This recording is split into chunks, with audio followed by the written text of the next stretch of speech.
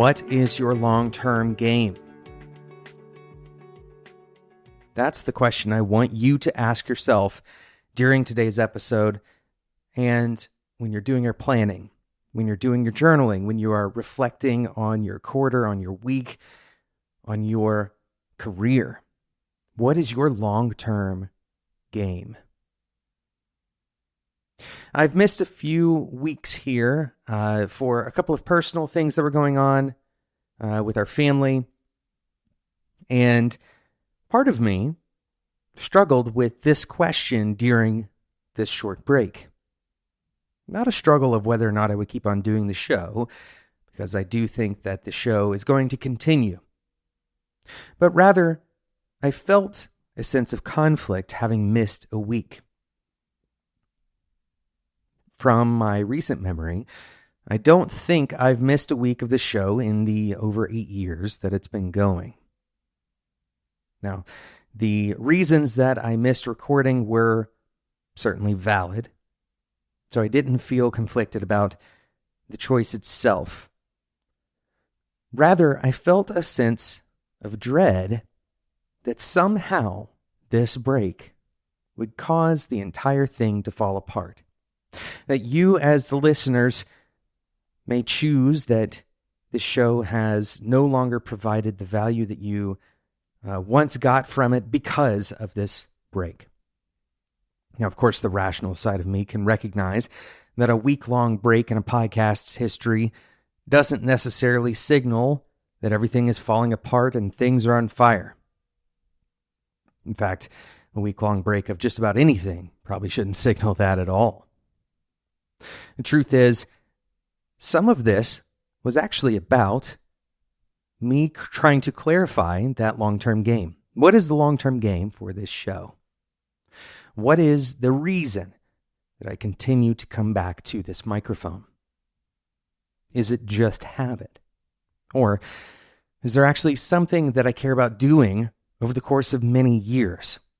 The second is true. It rings true internally for me that I would return to this show as I do on a weekly basis with the intent of helping other engineers find clarity, perspective, and purpose. That really is the reason this show exists. It's not to get a certain number of listeners. That's a secondary thing. Helping engineers comes by way of having engineers listening. And so reaching an audience gives me the opportunity, statistically speaking, to actually achieve that message, to actually achieve that mission of helping other engineers find clarity, perspective, and purpose in their careers.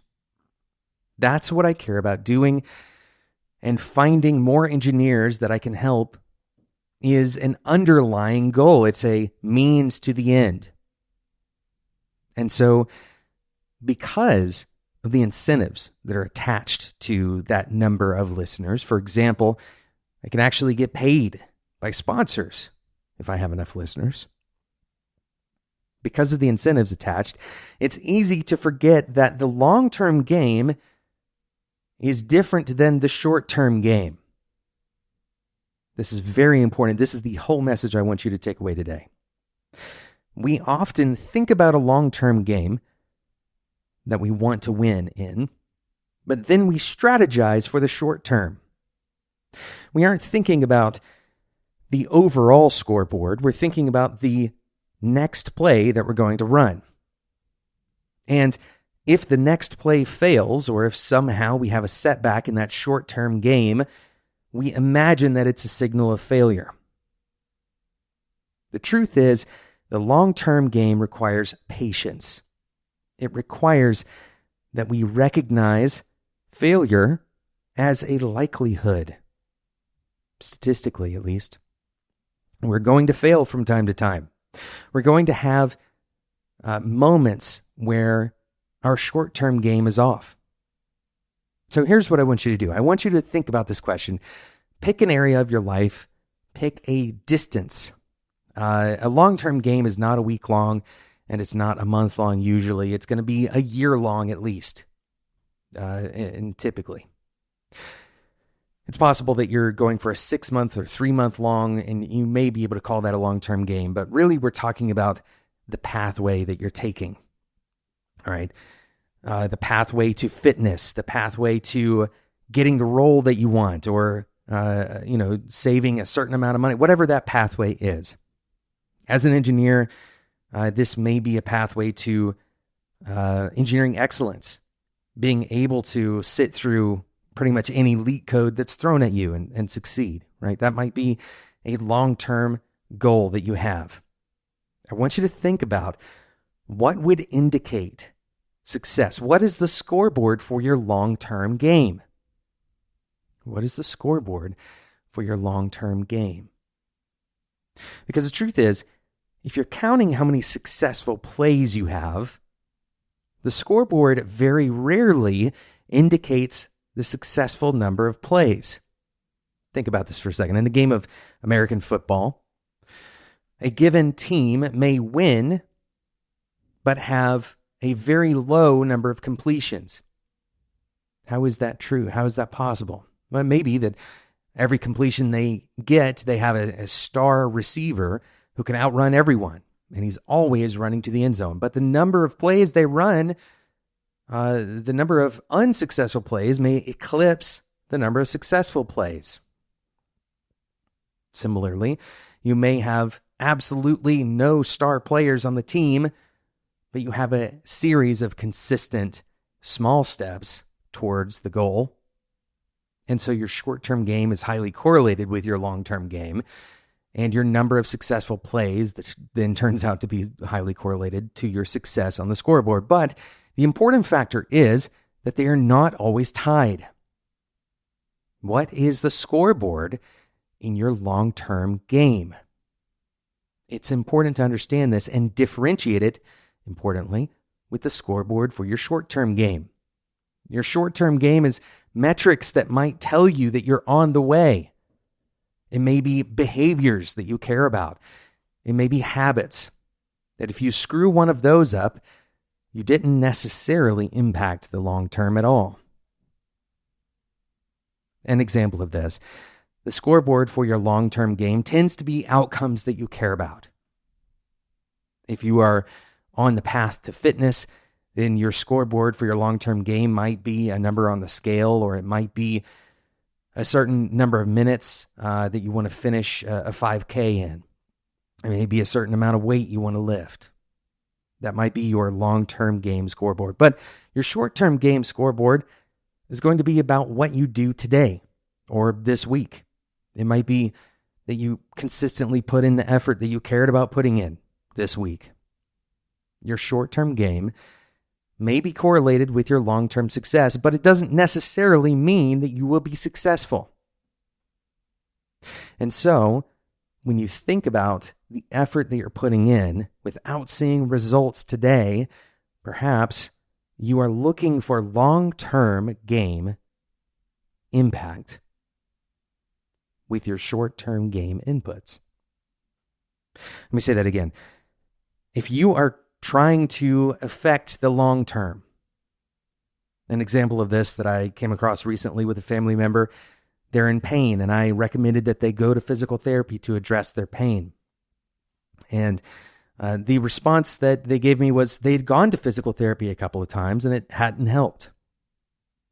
Well, as it turns out, this is a perfect example of trying to see a long-term game outcome from a short-term game input.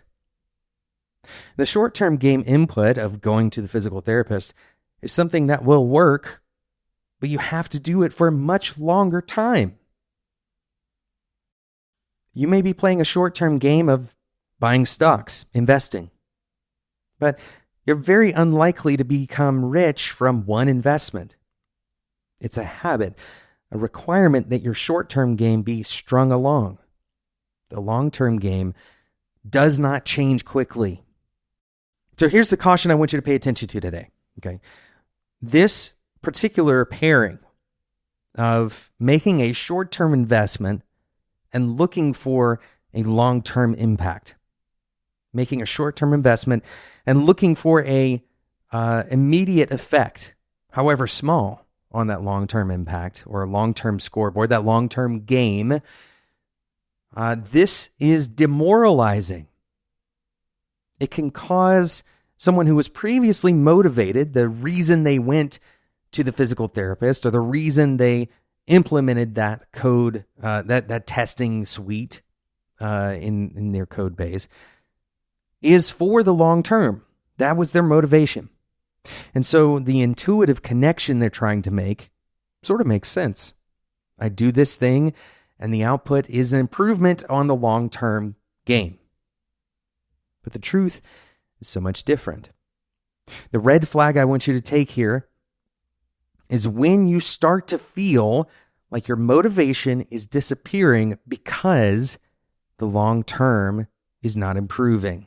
Your long-term game scoreboard isn't getting any better. Now, imagine that we're going back to the American football example of this. If we measured whether or not a given play was successful, right? Here's very important.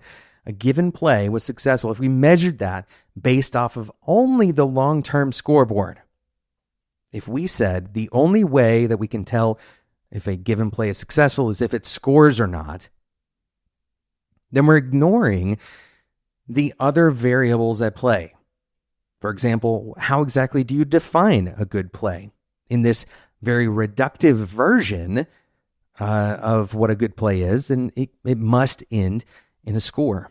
But the truth is that a not very good play could end in a touchdown, and an excellent play could end in yards lost even.